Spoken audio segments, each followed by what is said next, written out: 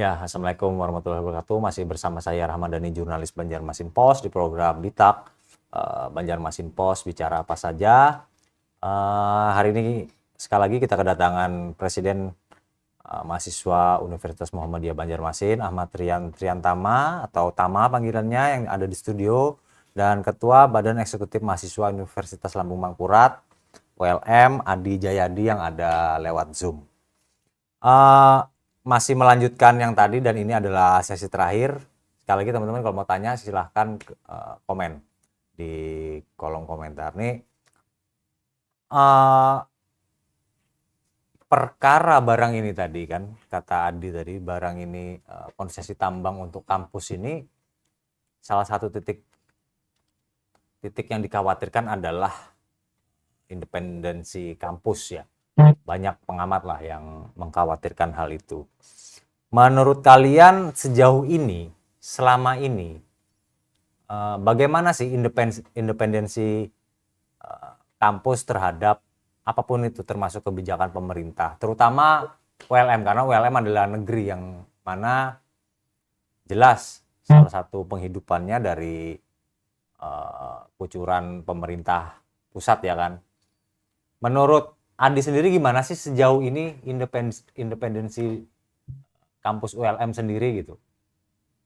Oke, soal independensi sebenarnya hari ini mungkin kalau saya katakan kami sejalan, ya alhamdulillah masih sejalan, Bang. Nah, tidak ada kemudian sentimen yang hadir dari pihak kampus bahkan kemudian mahasiswa hari ini. Cuman ketika kemudian ada isu yang bersangkutan mengenai kemudian perguruan tinggi bahkan apapun itu, ya kami selalu berdiri sebagai mitra kritis yang saya sampaikan tadi. Kami berdiri sebagai mahasiswa. Jadi nggak ada kemudian sentimen yang hadir antara pihak kampus bahkan kemudian mahasiswa yang hadir pada saat ini. Nah, cuman ketika dengan isu yang hadir ya, ya saya rasa memang perlu dikaji betul-betul begitu, Bang. Apa yang kemudian menjadi variabel yang memang harus dikaji betul-betul, ya terlepas kemudian bahasanya ya rumah kita rektorat, rumah kita adalah Unlam, ya kami tidak memandang itulah, Bang. Ya kami sebagai mahasiswa, ya ketika memang kalau kata Pak Lukmanul Hakim terus lagi jadi mahasiswa nih, Bang, yang nggak ada yang menimpa kita selain kebaikan begitu, Bang. Silahkan suarakan terus begitu. Mantap. Kalau Tama gimana? Independensi di kampus, karena kamu kan yang ada di kampus nih, yang Ya, merasain sendiri. Menurut kamu gimana? terkait tentang independensi dalam hal ini konteksnya kan terkait tentang apa namanya otokritik ataupun Ya, eh, apa menanggapi tentang isu kebijakan dan isu lain dari sebagainya gitu ya. ya, Eh, Terkait tentang independensi, ya kita sebagai mahasiswa ya pasti kita harus mengkritisi kebijakan yang mana tidak sesuai dengan norma yang ada gitu, Bang. Meskipun tadi kebijakannya dari kampus ataupun dari pemerintah dan segala macam pun, ya selama itu bertolak belakang dengan apa norma-norma yang ada, ya itu yang akan kita kritisi selalu gitu, Bang.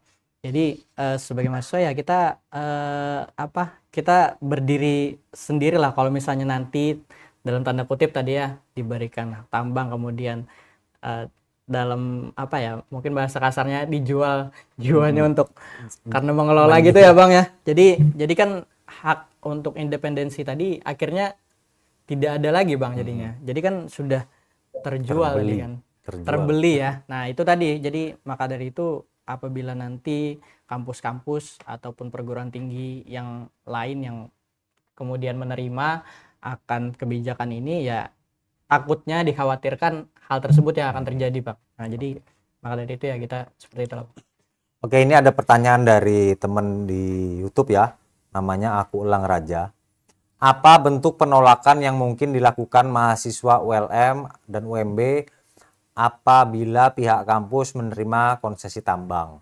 Tadi sebenarnya sudah dijawab, terutama dari Adi ya di ULM, karena jelas kemarin statement Pak Rektor Prof.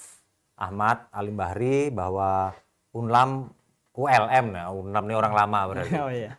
ULM menerima tawaran pemerintah, mensupport tawaran pemerintah tersebut.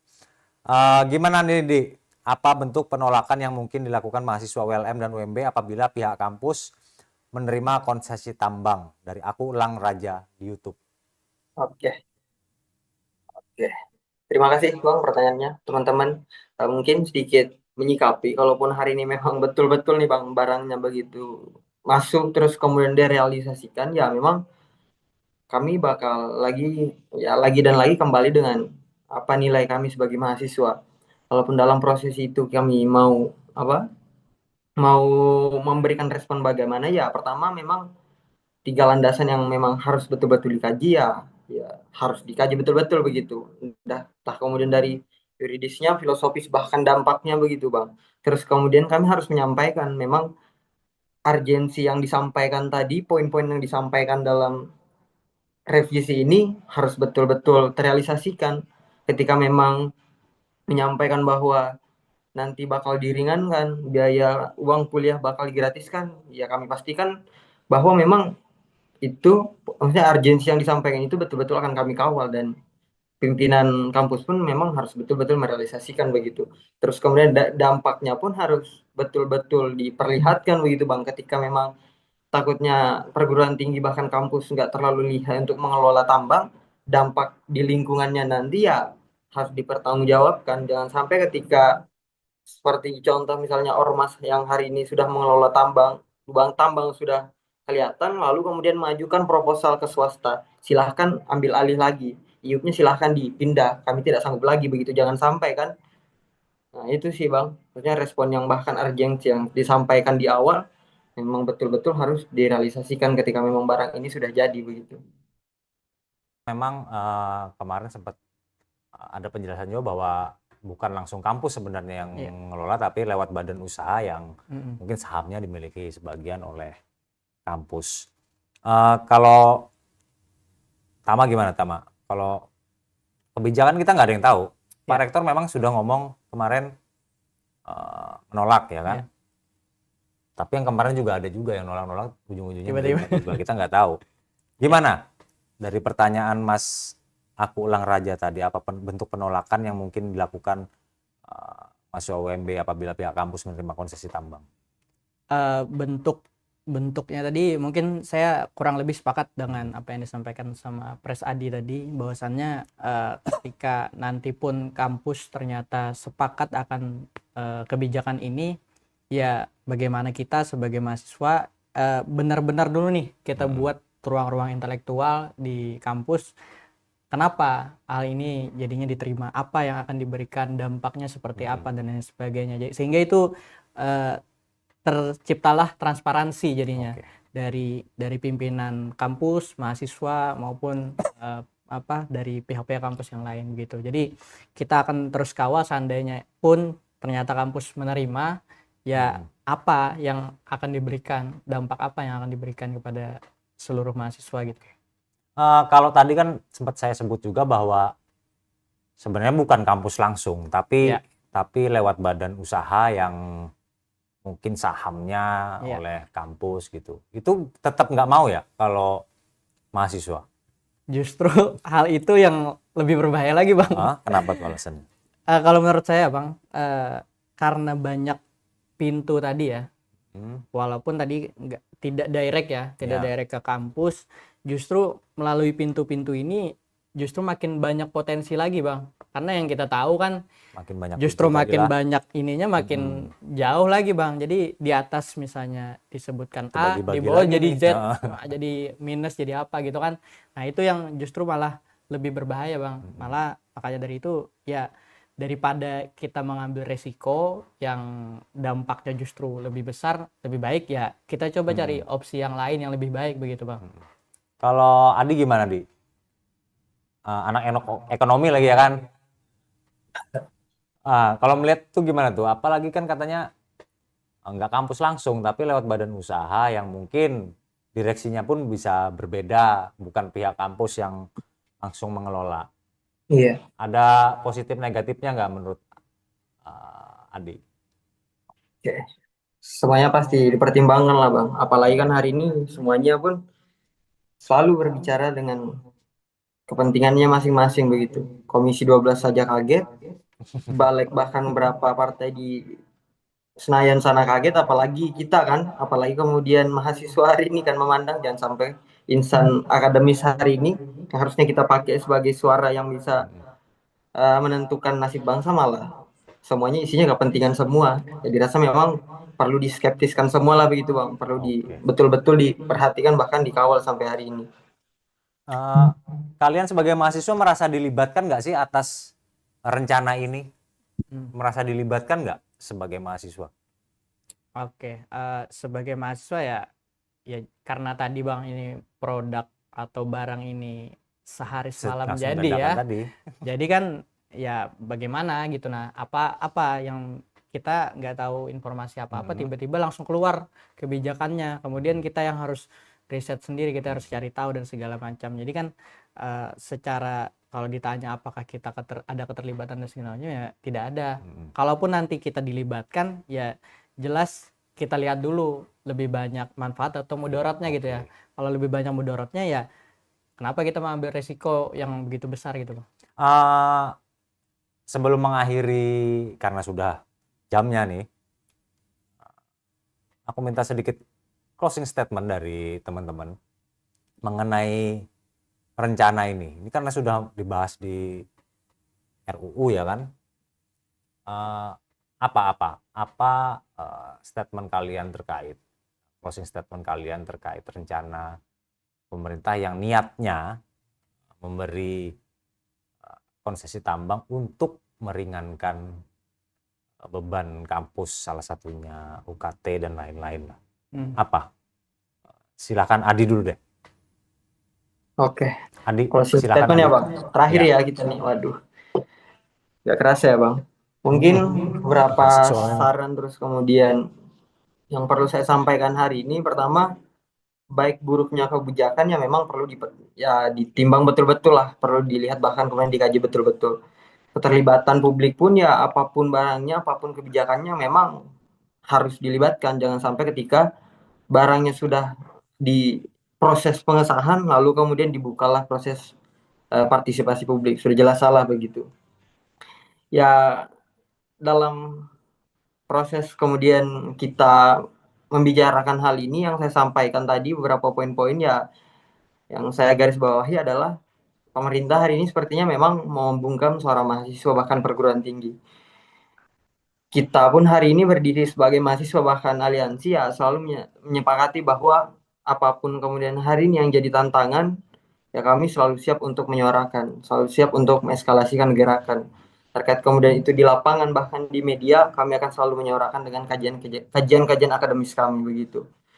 Mungkin terima kasih juga teman-teman, Bang juga, Pres juga, teman-teman yang menonton. Mungkin terakhir dari saya, terima kasih. Kalau kata mengutip buku Belanda pernah mengatakan begini Bang, katanya all have delay konstitusional, the target or head ambel. Ketika ada kecurangan bahkan kebohongan yang laris cepat kilat, cukup satu waktu untuk mengalahkannya. Terima kasih Bang.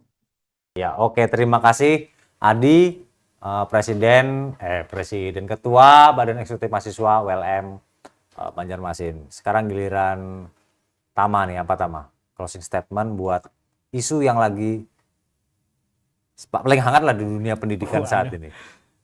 Terkait tentang isu tambang ini ya Bang, yang tadi yang sudah kita panjang pembahasannya, mungkin kalau dari saya kurang lebihnya ya ini harus dikaji lagi tadi.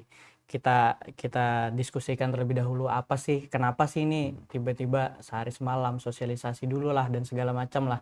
Ya jangan kasar lah kalau misalnya mau bisnis gitu kan.